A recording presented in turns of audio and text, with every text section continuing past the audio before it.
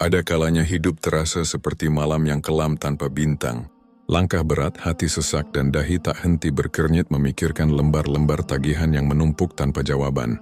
Di saat tangan terasa kosong dan dompet menjerit sunyi, kadang kita bertanya dalam hati, di manakah janji Allah tentang rezeki yang tak tertukar? Engkau yang hari ini sedang dihimpit utang, yang siangnya dirundung malu dan malamnya terpejam dengan air mata, ketahuilah, engkau bukan sendiri. Jalan ini telah dilalui oleh banyak hamba Allah yang dicintainya. Bahkan Nabi kita Muhammad SAW pun pernah meminjam, pernah merasa sempit. Namun beliau tidak pernah putus harap. Kesulitanmu hari ini bukan akhir dari kisahmu. Hutangmu bukan aib tapi titipan ujian. Dan ujian, jika dihadapi dengan sabar dan iman, akan menjelma jadi jembatan menuju keberkahan yang tak disangka. Tidakkah engkau mendengar seruan Tuhanmu? Barang siapa bertakwa kepada Allah, niscaya Dia akan menjadikan baginya jalan keluar dan memberinya rezeki dari arah yang tidak disangka-sangkanya. Quran Surat At-Talaq ayat 2 dan 3. Maka jangan biarkan harapanmu patah, jangan biarkan ibadahmu layu, jangan biarkan doa-doamu terhenti di ujung lidah. Karena bisa jadi pada saat engkau merasa paling lemah, Allah sedang menulis kisah kebangkitanmu. Ingatlah, langit yang mendung tak selamanya kelabu. Hujan yang turun bukan untuk menenggelamkan, tapi untuk menyuburkan. Mungkin inilah musim gersangmu, tapi percayalah, musim panen itu pasti datang. Tugasmu hanyalah bertahan, bersabar, dan terus menggenggam tali harapan kepada Rabb yang Maha Kaya. Jangan pula engkau merasa malu untuk menangis di hadapannya, karena seringkali air mata itulah yang membuka pintu langit. Doa-doamu tidak pernah sia-sia. Allah tak pernah lupa. Ia hanya sedang memilih waktu terbaik untuk menjawab. Mari kita jelajahi bersama, dalam pembahasan-pembahasan berikutnya, bagaimana Islam membimbing orang-orang yang terhimpit ekonomi, doa-doa yang diajarkan Nabi untuk lunas hutang, dan amalan-amalan yang membuka pintu rezeki seluas samudera. Karena sejatinya badai ini bukan untuk mematahkanmu, tapi untuk menguatkanmu. Bersiaplah, sinar fajar itu dekat. Ketika rezeki serasa tertutup, memahami ujian dalam bingkai iman. Dalam perjalanan hidup ada musim-musim yang tidak bisa kita hindari, seperti petani yang harus melewati kemarau sebelum panen. Demikian pula seorang hamba Allah tak lepas dari musim kesempitan sebelum limpahan nikmat datang. Termasuk di antaranya adalah kesulitan ekonomi, kesempitan rezeki, dan tumpukan hutang yang seakan tak ada ujungnya. Namun Islam tidak membiarkan kita berjalan dalam gelap tanpa lentera. Sebaliknya, Islam hadir sebagai cahaya yang memandu, memberi makna pada setiap rasa sakit, dan menunjukkan bahwa kesulitan bukanlah murka Allah, melainkan bentuk cintanya yang tersembunyi. Allah Ta'ala berfirman, "Dan sungguh kami akan menguji kamu dengan sedikit ketakutan, kelaparan, kekurangan harta, jiwa, dan buah-buahan. Dan sampaikanlah kabar gembira kepada orang-orang yang sabar." Quran Surat Al-Baqarah ayat 155. Ayat ini bukan hanya kalimat penghibur. Ia adalah penegas bahwa setiap ujian, termasuk masalah ekonomi, telah Allah ukur dan takar sesuai kemampuan hambanya. Dan setiap ujian pasti membawa hikmah yang jauh lebih besar dari keluhan dan kelamnya hari-hari. Kesulitan bukan hukuman, tapi proses penempaan. Seringkali saat uang tak cukup, bisnis merugi, atau tagihan berdatangan, hati ini goyah. Kita merasa gagal. Kita merasa tak berguna, kita merasa Allah jauh. Padahal justru di saat-saat seperti itulah, Allah sedang mengasah keteguhan hati kita, membersihkan sisa-sisa kesombongan, dan memurnikan niat kita agar hanya bergantung padanya. Rasulullah SAW bersabda, "Sesungguhnya besarnya pahala sebanding dengan besarnya ujian. Dan sesungguhnya jika Allah mencintai suatu kaum, maka Dia akan menguji mereka. Barang siapa ridha, maka ia akan mendapatkan keridhaan Allah. Dan barang siapa murka, maka ia mendapatkan kemurkaan Allah." Hadis riwayat Tirmidzi. Apakah engkau sadar, dengan diuji secara ekonomi, engkau justru diberi peluang untuk meraih derajat sabar dan tawakal yang lebih tinggi? Ini bukan tentang kehilangan, ini tentang disiapkan. Rezeki tidak hilang, hanya belum tiba. Salah satu kesalahan kita adalah menganggap rezeki itu hilang. Padahal, rezeki yang tertunda bukan berarti sirna. Mungkin engkau sudah bekerja keras, sudah berikhtiar, namun hasilnya belum terlihat. Ketahuilah, rezeki tidak selalu datang saat engkau mau, tapi saat Allah tahu engkau siap menerimanya. Sesungguhnya Tuhanmu melapangkan rezeki bagi siapa yang Dia kehendaki dan menyempitkannya. Sesungguhnya Dia Maha mengetahui, Maha melihat hamba-hambanya. Quran Surat Al-Isra ayat 30. Allah Maha melihat air mata yang jatuh dalam sepi. Allah Maha mendengar doa-doa yang lirih di tengah malam. Tak ada satu huruf pun yang terucap dari lisanmu kecuali tercatat. Tak ada satu keringat pun yang jatuh tanpa disaksikannya. Dekap kesulitan dengan sabar dan doa. Ketika pintu-pintu dunia terasa tertutup, itu tandanya Allah ingin engkau mengetuk pintunya lebih keras. Disitulah tempat kembali yang tak pernah menolak. Sabar bukan berarti pasrah tanpa usaha. Tapi sabar adalah ketika engkau tetap bergerak, meski langkahmu tertatih sembari tetap berdoa. Ya Allah, cukupkan aku dengan rezekimu yang halal dan berkah. Sabar dan doa adalah dua sayap yang akan membawamu terbang melewati badai. Dan tak ada doa yang sia-sia. Allah mungkin menunda jawabannya, tapi Dia tidak pernah lalai. Justru dalam penantian itulah, hatimu sedang dibersihkan dan dikuatkan. Doa-doa Rasulullah untuk melunasi hutang dan membuka pintu rezeki. Dalam setiap kesulitan, Islam selalu menawarkan jalan keluar, tidak hanya melalui ikhtiar lahir seperti bekerja dan bersedekah, tetapi juga melalui kekuatan batin, doa.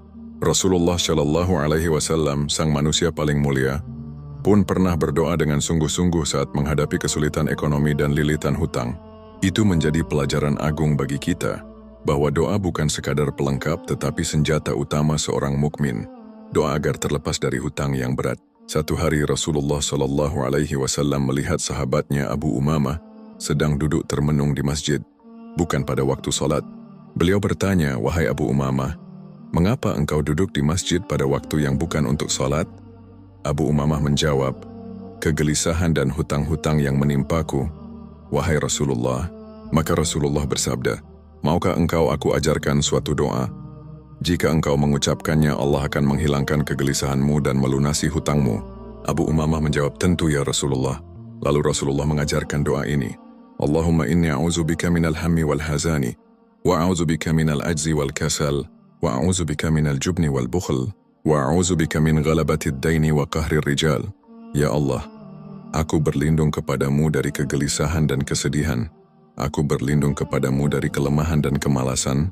Aku berlindung kepadamu dari sifat pengecut dan kikir. Dan aku berlindung kepadamu dari lilitan hutang dan tekanan manusia. Hadis riwayat Abu Dawud. Abu Umamah pun mengamalkannya setiap pagi dan sore. Tak lama kemudian, sebagaimana pengakuannya sendiri, Allah menghilangkan kegelisahanku dan melunasi hutang-hutangku. Doa memohon kecukupan rezeki. Selain doa tersebut, Rasulullah juga mengajarkan doa khusus untuk memohon rezeki yang cukup dan keberkahan hidup. Salah satunya adalah, Allahumma akfini bihalalika an haramik wa aghnini bifadlika amman siwak. Ya Allah, cukupkanlah aku dengan yang halal darimu, agar terhindar dari yang haram, dan cukupkanlah aku dengan karuniamu dari meminta kepada selainmu. Hadis riwayat Tirmidzi. Doa ini pendek, namun mengandung makna yang dalam.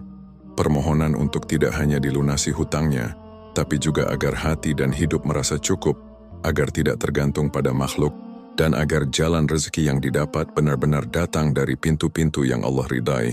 Konsistensi dan keyakinan dalam berdoa. Yang perlu kita tanamkan saat membaca doa-doa ini adalah keyakinan penuh. Jangan jadikan doa sebagai formalitas. Jangan ucapkan dengan hati yang ragu. Rasulullah mengingatkan, berdoalah kepada Allah dalam keadaan yakin akan dikabulkan, dan ketahuilah bahwa Allah tidak akan mengabulkan doa dari hati yang lalai dan tidak sungguh-sungguh. Hadis riwayat Tirmidzi. Maka saat engkau membaca doa-doa itu, bayangkan Allah sedang benar-benar mendengarkanmu. Bayangkan bahwa Dia tidak jauh, bahkan Dia lebih dekat daripada urat lehermu sendiri. Baca doa ini setiap pagi dan sore. Jadikan ia wirid yang tak lepas dari lisan, sebab doa ibarat benih, mungkin tak langsung tumbuh hari ini, tapi teruslah menyiramnya dengan keyakinan. Allah tidak tidur, Allah tidak lalai, Allah sedang menyusun jalan keluarmu, bahkan di saat engkau merasa semuanya telah buntu. Amalan-amalan pembuka rezeki dan pelunas hutang dalam Islam. Setelah menguatkan hati dengan sabar dan mengisi lisan dengan doa-doa Nabi, langkah berikutnya adalah memperbanyak amalan yang menjadi kunci pembuka rezeki. Islam bukan agama yang memisahkan antara langit dan bumi, antara doa dan usaha. Ia mengajarkan bahwa rezeki itu bukan hanya dicari, tetapi juga dijemput dengan amal-amal yang Allah cintai. Berikut adalah beberapa amalan ringan namun penuh keberkahan, yang mampu menjadi sebab terbukanya pintu rezeki dan pelunasan hutang. Istighfar menyapu dosa mengundang rahmat. Allah Subhanahu wa Ta'ala berfirman dalam Al-Quran, melalui lisan Nabi Nuh alaihi salam, maka aku katakan kepada mereka, mohonlah ampun kepada Tuhanmu, sesungguhnya Dia adalah Maha Pengampun. Niscaya Dia akan mengirimkan hujan lebat kepadamu dari langit dan membanyakkan harta dan anak-anakmu, dan mengadakan untukmu kebun-kebun dan sungai-sungai di dalamnya. Quran Surat Nuh ayat 10-12. Istighfar bukan hanya penghapus dosa tapi juga magnet rezeki. Ucapkan istighfar setiap hari, dengan hati yang menyesal dan lidah yang lembut, setidaknya 100 kali sehari. Astaghfirullah wa atubu ilaih. Bila dikerjakan dengan tulus maka hati menjadi lapang. Pintu-pintu langit terbuka dan pertolongan Allah segera menghampiri. Menjaga silaturahmi, memperpanjang umur, meluaskan rezeki. Rasulullah Shallallahu Alaihi Wasallam bersabda, barang siapa yang ingin dilapangkan rezekinya dan dipanjangkan umurnya, maka hendaklah ia menyambung tali silaturahmi. Hadis riwayat Bukhari dan Muslim. Kadang pintu rezeki kita sempit bukan karena kurang bekerja, tapi karena hubungan dengan keluarga atau kerabat renggang. Perbaiki silaturahmi, minta maaf pada yang pernah tersakiti, kunjungi saudara yang lama tak dijumpai. Allah akan bukakan jalan keluar dari arah yang tak disangka. Sedekah, mengurangi harta secara lahir, melipat gandakannya secara hakikat. Secara logika manusia, memberi di saat kekurangan adalah langkah yang berat. Namun dalam logika langit, sedekah justru membuka jalan kelapangan. Rasulullah bersabda, sedekah itu tidak akan mengurangi harta. Hadis riwayat Muslim. Berikan apapun yang engkau mampu, meski hanya Rp5.000, sebutir kurma, atau bahkan segelas air. Jangan lihat jumlahnya, lihat ketulusanmu, karena Allah menilai hati, bukan nominal. Sedekahmu hari ini bisa jadi kunci pembuka pintu rezeki esok hari, bahkan dari arah yang tak kau duga. Salat duha, salat para pencari rezeki. Di antara amalan yang sangat dianjurkan bagi mereka yang ingin dimudahkan rezekinya adalah salat duha. Rasulullah bersabda, pada pagi hari setiap persendian kalian ada sedekahnya, maka 2 rakaat salat duha mencukupinya. Hadis riwayat Muslim. Salat duha adalah bentuk sedekah untuk seluruh tubuh kita, dan banyak ulama serta orang-orang saleh menjadikan duha sebagai kebiasaan tetap, membantu orang lain. Rasulullah pernah bersabda, barang siapa yang melapangkan satu kesulitan dari seorang mukmin, maka Allah akan melapangkan satu kesulitan darinya pada hari kiamat. Hadis riwayat Muslim. Jika engkau ingin Allah bantu melunasi hutangmu, cobalah bantu orang lain meski hanya dengan doa, perhatian atau sumbangan kecil. Prinsipnya sederhana. Tolong orang lain maka Allah akan menolongmu dengan cara yang lebih besar. Kesemua amalan ini bukanlah sulap yang langsung membalikkan keadaan, tapi ia adalah kunci yang akan membuka pintu-pintu tertutup satu persatu. Yang dibutuhkan hanyalah kesungguhan dan ketekunan. Bukan satu kali tapi berkali-kali. Bukan hanya di waktu sempit tapi terus-menerus. Karena sungguh, ketika engkau bersandar pada Allah sepenuh hati, mengamalkan sunnah Rasul dengan sabar dan yakin, maka tidak ada hutang yang tak bisa lunas, dan tidak ada kesempitan yang tak bisa terlewati. Strategi lahir dan batin untuk bangkit dari hutang dan krisis ekonomi. Berdoa, bersabar, dan memperbanyak amalan kebaikan adalah bagian dari ikhtiar batin. Namun Islam tidak berhenti pada langit. Ia juga memandu kita melangkah di bumi. Dalam setiap kesempitan Allah memberikan ruang gerak bagi hambanya untuk berusaha. Maka inilah saatnya kita merajut kekuatan batin dengan strategi lahiriah yang konkret dan terarah. Karena sesungguhnya iman itu bukan sekadar pasrah. Iman adalah tenang di hati tapi giat di tangan. Menyusun rencana keuangan, mulai dari hal yang kecil. Tak semua orang mampu langsung melunasi seluruh hutangnya. Tapi semua orang bisa mulai dari satu langkah kecil. Buatlah daftar hutang-hutangmu secara rinci. Siapa pemberi pinjaman, berapa jumlahnya, kapan jatuh temponya. Lalu susun skala prioritas. Mana yang harus dilunasi lebih dulu dan mana yang bisa dinegosiasi. Seringkali yang membuat kita tertekan bukan jumlah hutangnya, tapi ketidaktahuan kita tentang bagaimana menghadapinya.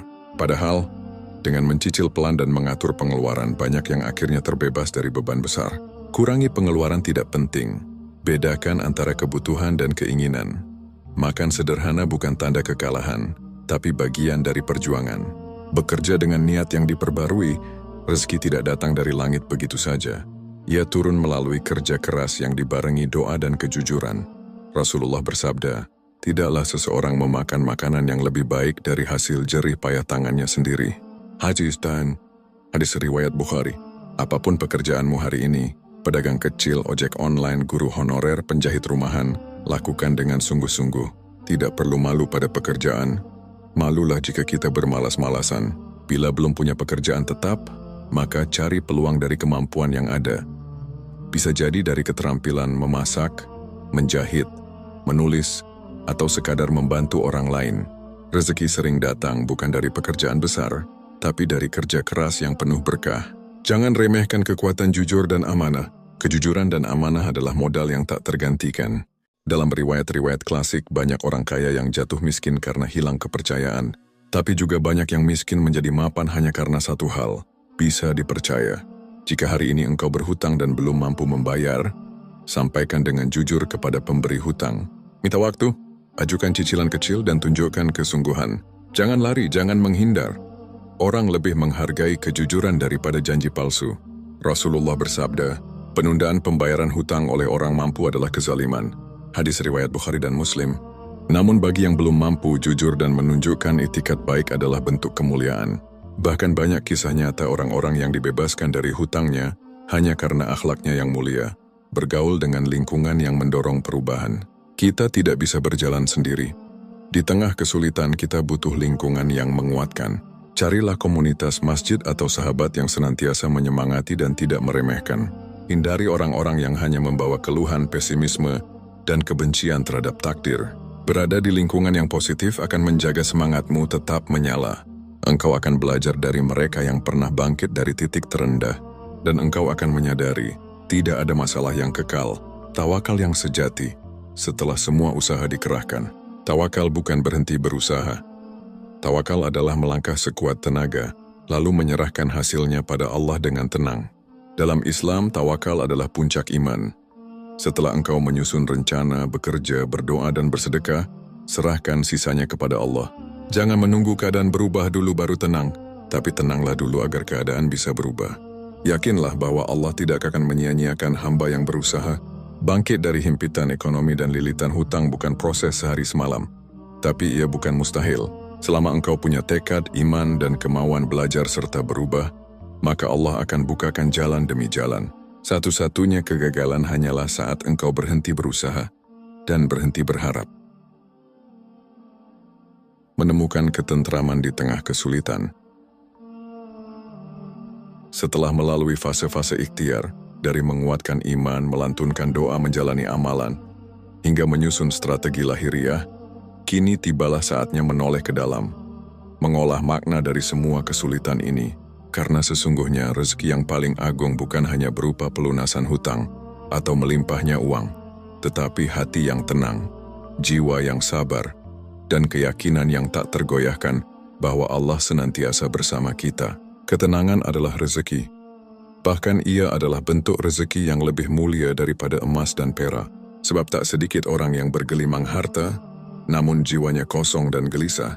Sebaliknya, ada yang hidup pas-pasan, tapi hatinya penuh syukur dan kedamaian. Ujian sebagai tanda cinta. Dalam Islam, ujian bukanlah kutukan. Ia adalah surat cinta dari langit, yang ditulis khusus untuk hamba-hamba terpilih.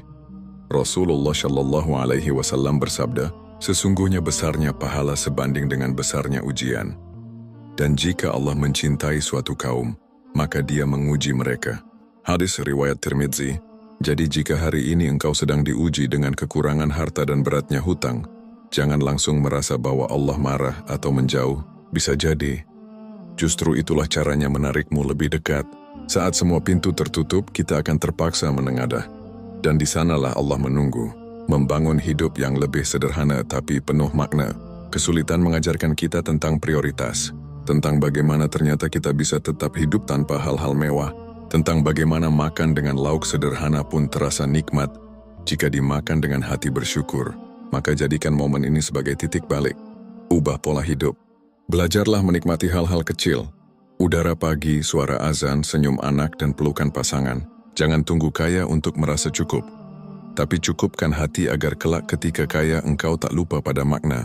Rasulullah bersabda, sungguh beruntung orang yang masuk Islam, diberi rezeki secukupnya, dan Allah menjadikannya merasa cukup dengan apa yang diberikan. Hadis riwayat Muslim. Bersyukur, merawat nikmat yang masih ada. Terkadang, fokus kita pada kekurangan membuat kita buta terhadap limpahan nikmat lain yang masih kita miliki. Kita terlalu sibuk menghitung hutang, hingga lupa bahwa kita masih punya kesehatan. Kita memikirkan berapa uang yang tak ada, sampai lupa bahwa kita masih punya orang-orang yang menyayangi. Padahal Allah telah berjanji, sesungguhnya jika kamu bersyukur, niscaya aku akan menambah nikmat kepadamu. Quran Surat Ibrahim ayat 7. Bersyukur bukan hanya mengucap Alhamdulillah, tapi juga menjaga sikap, tetap tersenyum meski perih, dan terus melangkah meski tertatih. Saat engkau mampu bersyukur di tengah kekurangan, saat itulah Allah akan membuka kelimpahan yang lebih besar, menemukan tujuan hidup yang lebih tinggi.